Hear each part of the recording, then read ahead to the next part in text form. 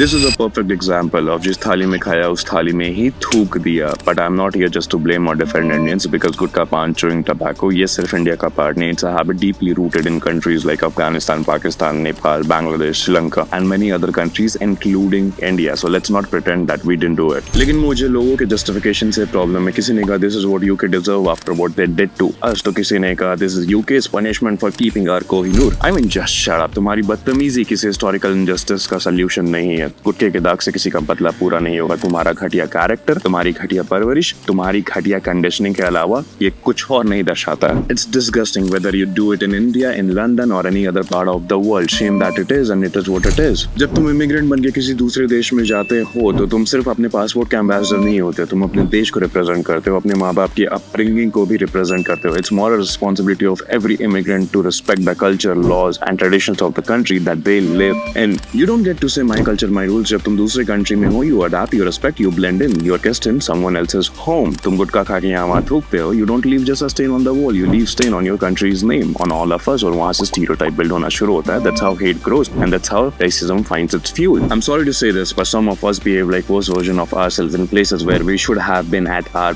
best. So yeah, it's high time we call out idiots and normalize living in a civilized society, whether it's India or it's London. Jai Hind, Jai Bharat.